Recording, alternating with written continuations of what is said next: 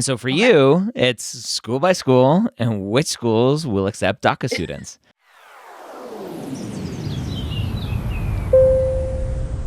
Ask Dr. Gray pre-med Q&A brought to you by Blueprint MCAT. How are you today? I'm doing very well. Thank you for asking. How are you? I'm wonderful. What can I help you with today? All right. So, hi, let me introduce myself briefly. My name is Natalie. I live in New York. I'm a DACA pre-med, so that's Deferred Action for Childhood Arrivals. Mhm. And that's the reason why I wanted to ask you one of the big questions I have today. It's how to build the perfect um, school list. I know in many of your videos, I've seen you speak about school list, how it's so important so you can get where you want to go and, be able to get in to the Yeah. school. So I wanted to go over that. Yeah. So it's actually a pretty easy question. It's very similar to an international student. How do you build a school list as an international student? You go school by school and you find out which schools accept international students. And so for Okay. you, it's school by school and which schools will accept DACA students. It's really Okay. that hard and easy. And so there may already be good resources out there if you just Google medical schools that Yes. accept DACA students, and Yes. hopefully maybe that narrows down your search. So going off from there, so like eligibility would be first. Mhm. I also want to know what are the next steps to like after eligibility, what can I think about? What questions should I be asking myself to be able to build myself like a good school list? So like I know you spoke about public versus private schools, Mhm. mission statement, like where does everything go? Stats, like the MSAR, Yeah. where can I put that into my finding of the school list after I find eligibility? Yeah. So let's say you have your list of 20 Okay. schools that will accept a DACA student. Yes. From there, it's just like every other school list. So pre-med Okay. years, episode 437 is probably my premier is not the right word, but my number one resource right now for Okay. building a school list. So really good episode I did with a former director of admissions at a medical school, turned pre-health advisor at an undergrad, and now she does private advising like I do. And we talked about how to build the ultimate school list, and it really comes down to ignoring stats. Number one, which is very scary to tell students and for them to hear Yeah. because they're like, but ultimately, stats, you have to be good enough for stats. And good enough is usually pretty good for the far majority of schools out there. So once you've considered yourself good enough stat-wise, then that goes out the window, and let's look at everything else. So let's look at their curriculum. Let's look at their location. Let's look at their outreach programs or their international programs. Let's look at just are they an urban medical school? Are they more rural? Finding out what works best for you specifically. Ultimately, that's how you build the school list. It takes a lot of time, and students don't like that. They want the shortcut, and there's no shortcut, unfortunately. Yeah. I did want a shortcut because I have a pretty long list. Thank goodness, because a lot of schools do accept like Good. DACA applicants and more DU schools now. Good. So yeah, that was like the biggest question I have. And so like I know I have a lot of interests. Like I love working with the community. I like outreach.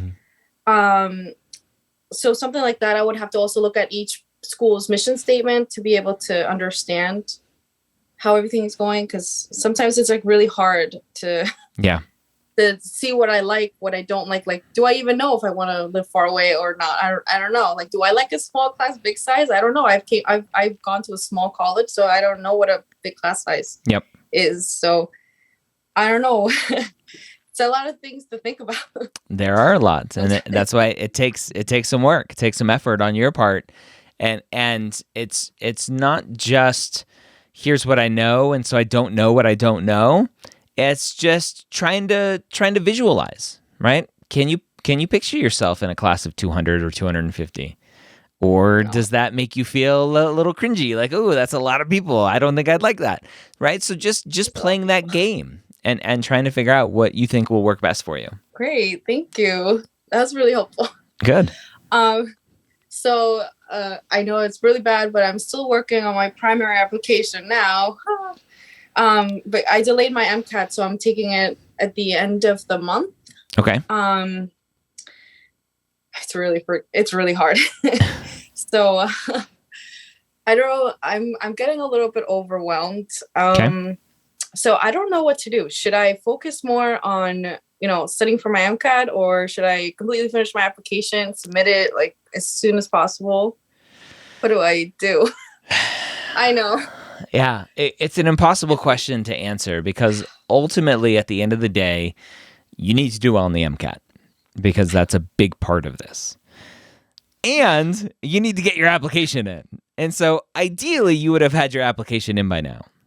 Yes. And yes. so, I mean, as we're talking, right, it's July. And if you're taking the test at the end of July, it's already past the date that I typically recommend.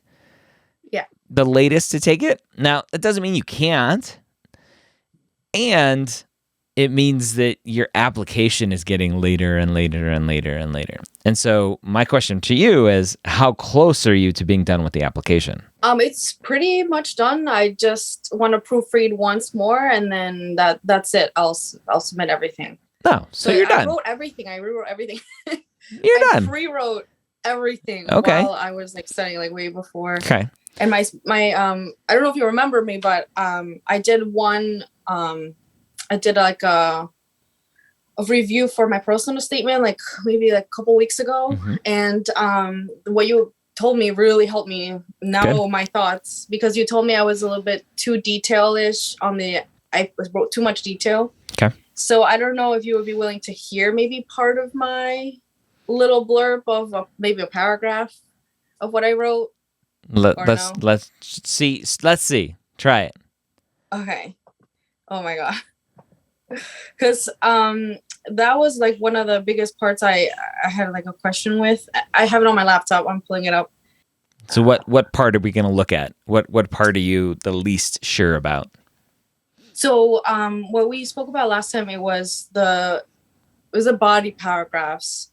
The beginning was all right. You told me not to focus too much on the physician that I was seeing. It was more of me focusing on my journey to what started me to think about healthcare. So that's what I did. Okay. So I wanted you to just listen to it, a couple sentences, not too many, to see if I'm going in the right direction. Okay. I mean, I feel like it's good, but I don't know if you're gonna understand though, because if I read just the last part of it, it's not gonna be too clear. So I'll read a smaller paragraph, I guess. And I just want to know if the takeaway is strong enough for it to be anything important in my personal statement. So okay, here goes. Okay, so this is after my C. This is the second paragraph. Okay. It says, volunteer positions in the medical field led me to an ambulance agency where I got my EMT certification. Spanish-speaking voices greeted a paramedic and me on the scene of an unconscious person. As I stabilized Jim's head, the bystanders' frightened faces eased as I asked about my patient in Spanish. Jim's eyes slowly found mine as he started to wake up. In the ambulance, I spoke to Jim calmly and asked if a similar episode had happened. Jim did not make eye contact and softly stated that he had a seizure in the past when he stopped drinking alcohol. My hand instinctively went on his shoulder, assuring him that we would do our best to care for him and get him additional help at the hospital. I also gave Jim the phone number and directions to a free clinic near the neighborhood to be a resource after he left the hospital. Jim's bright glare and immediate nod made me feel optimistic about his future chance at a healthy lifestyle. Here, I felt a deep desire to aid Jim in his journey to overcome alcohol withdrawal. I wanted to be free of limitations and have more involvement in Jim's medical care, like the physician who took over his care after we arrived at the hospital. My experience with Jim made me conclude that I wanted to be responsible for my patient's entire treatment as his doctor. That's the second paragraph. Okay. So what do you think? You're doing it. I'm doing it? Yeah. Oh, okay, good. Okay, there's more where that came from, so I feel better about that now. Keep going. Okay, yeah. So I you don't think see it's terrible? you. No, I see you. Okay. I see your interaction with the patient. I see the reflection about what it is about that situation that made you want to do more. That's exactly what you want to do. Oh my God, thank you. that was like, I was like, oh no, am I doing something wrong? I was so lost. Nope, you're doing it. Thanks. I also wanted to, I know this is kind of really, really late, but for my MCAT, I'm doing AMC section for the cars Okay. passages, and they're so incredibly difficult. Some of them are like the first 6 passages for like volume 1 completely destroyed me because I was doing so well in the Jack Weston ones, and now it was completely like, ooh, complete downfall. So I don't know what to do. How do I get out of a rut? Because sometimes when I feel that way, it feels like, okay, well, now I can't do anything. I can't do this. So what is your advice for that, for me? The advice, the advice is to figure out why. What happened? What was it about the passage that you just weren't able to connect with? Was the language in the passage much harder than what you saw with Jack Weston passages? Were they longer and so you felt more rushed? Were they boring and you weren't interested in them? What was going on with the passage or with the questions that led you to not do as well as you were doing previously? And then figure out what that block is and constantly iterate and improve from there. So if you were to think about those passages that you're doing, what was it about the passages that you struggled with? I think it was language. Like the passages were so convoluted, or were, I guess, we're in like really like before like 1800. and what happens in your mind when you're reading a passage like that that's super convoluted, and as a non-native English speaker, you're like, I don't know what's going on, and you're like, how can a native English speaker understand this? Like, what's going on in your head? Oh my gosh, I think about that all the time. Sometimes some of the common words, I don't know, some words that I should know, sometimes I don't have the definition for. Mm-hmm. Or like, there's some words in Spanish that are not in English, and some in English that are not in Spanish. Yeah. But what's going on in your head in that moment? It's too hard. Mm-hmm. I don't know what I'm reading after like the first 2 sentences. Mm-hmm. After the first paragraph, I'm like completely lost. I gotta reread the paragraph, and then the time goes out. Yeah. So exactly. Just oh god. So basically, you're sabotaging yourself. Oh, yeah. Okay. Yeah. What you have to do this, is ignore that. You just have to go. You have to read it. You have to get to a point where you're not having where all of the negative self-talk goes in and out, right? What typically happens is if you have, as I'm holding up fingers here for people in the audience or listening, if you have 8 spots of storage in your brain as you're reading that passage, it's called working memory, right? So with your working memory, you're reading the passage and you're going, okay, I read the first sentence. Okay, the second sentence. Oh, I'm really bad at this. And oh man, like I don't understand that word. And you're taking up half of your working memory with just thoughts about how bad you're doing, which just leads to you doing bad. Doing bad. And so you have to understand that you're not going to be perfect reading these. It has nothing to do with you being a non-native English speaker. It has to do with how difficult these passages are. Even me, as a native English speaker, I get totally twisted in some of these passages when I'm doing them for the MCAT podcast. And I'm like, I have no idea what I just read, but I'm going to keep going because I have to. And I assume that something's going to click later on, or I can take a little bit of extra time. If I get a question that I think is from this paragraph that I read and I have no clue, I can take a little bit more time and kind of scan it to figure out what's going on. But the more you're like, I don't understand this. Oh my gosh, what is this word? I don't know this word. Como se dice? I don't know. Like none of that works, and you're just filling your brain with gunk, and nothing about the passage is sticking. So then you get to the questions and you're like, huh? This passage wasn't about that. What? I don't know what you're talking about. Right? You're like, oh yeah, that's me. Oh no. Yeah, I feel attacked. And so you really just have to give yourself grace as you're going through this. You have to read the passage and go, there are going to be words in here that I don't know. There are going to be sentences in here that I'm super confused about. And that's okay. And I'm just going to keep going.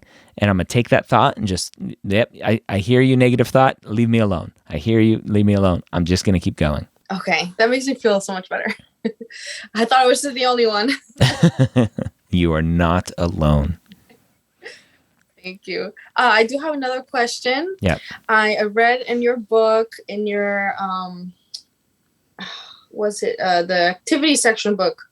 I forgot the name. I'm so sorry. I think the third book that you wrote. The Pre-Med Playbook Guide to the Medical School Application Process? Yes. And all the way near the end, there is an interview section. I know it's smaller than the actual, like the interview book that you have. Yep.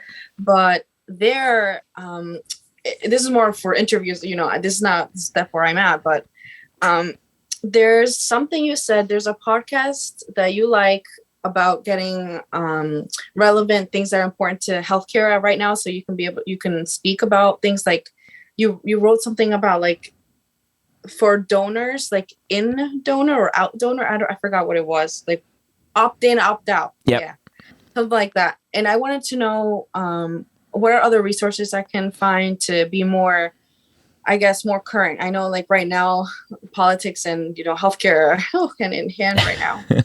Yeah. So I don't even know where to even start. Google. Just go to Google and just start typing stuff. The podcast I probably talked about was my friend's Congressional Dish podcast. She talks a lot about stuff that's going on in Congress. But ultimately, just Google, set some Google alerts for different topics, whether it's Roe v. Wade stuff that's currently in the news or anything else. Just set some Google alerts and let Google send you an email every day of what's going on out in the world. Okay. Any other advice you have for me or anybody else going through the same thing? I feel like I'm stressed like all the time. That is normal and that's okay. Number one, take care of yourself, get sleep, drink lots of water, exercise as much as you can, get that application in as soon as possible. Okay. Understand, and this is part of a little bit of strategy where it comes into play. Your application, let's say you turn it in today, right? You turn your application in today. Tomorrow, you could start getting secondaries back, even with your application not verified. And so if you think that's going to freak you out and stress you out, then maybe you don't submit it yet. Maybe you do wait until after you take the MCAT so that you can submit it and just start cranking on secondary essays. But do you think it's do you think if I submit it after I take the MCAT, it's going to be too late? It's not ideal, but the alternative is, right? And this is where the game comes into play. Is if you submit today with your MCAT in 2 weeks, let's say, and you have secondary essays sitting in your inbox, is that going to throw you off of your MCAT game? Probably. The answer, of course, is probably. For anyone. It's like, or do you work on secondary essays, which is going to distract you from your MCAT prep? And so there's just things that you have to kind of think about and weigh and figure out. I was thinking also, I was going to apply to just one school. Okay. And then do that. Maybe they don't send me the secondary, or I only have to worry about one. You could do that. But I'm also going to apply to DO schools, so I'm not quite sure. Like, don't worry about DO schools at this point, because the DO timeline is a little bit longer. So the later that you apply DO wise is okay. The verification process, the verification timeline for DO schools is days and not weeks. So don't worry about DO application right now. Get the AMCAS one in. If you want to just apply to one school at this point, that's fine. Just know that one school may send you a secondary tomorrow, right the day after you apply. Shoot. Okay, I didn't know that. I thought it was just like until you're verified, then you get the secondaries. Nope. I didn't know that. Yeah, it's a big misconception. Right. Okay, so I'll write that down. Okay, because I was planning to submit this week, so I guess now I have something to think about. Okay. That. Oh, okay. Wow, I feel so much better now. Good. Thank you. You're welcome. Thank you. You're welcome. You got this. You got this. Thank you. It makes me feel so much better. If you aren't using Blueprint full-length exams, okay, go do so. If you don't have a free account yet, go get a free account. You get one full-length for free from them, which will help. Oh, you know what else is good? They also have $100 for all of their Blueprint tests for like a month or something, or like 2 months. And I've been using that. That's awesome. It's so good. Yeah, it's awesome. They have really good tests, and their analytics are awesome on the back end. Yes. Good. They're really good. Awesome. Well, I'm glad you're using them and you're finding some value there. Well, yes. Keep us posted. Good luck. Get that application in when you're ready. Yes. And I will. Yeah, hopefully we'll hear some success soon. Okay, great. Yes, thank you so much, Dr. Gray. Yeah, you're welcome.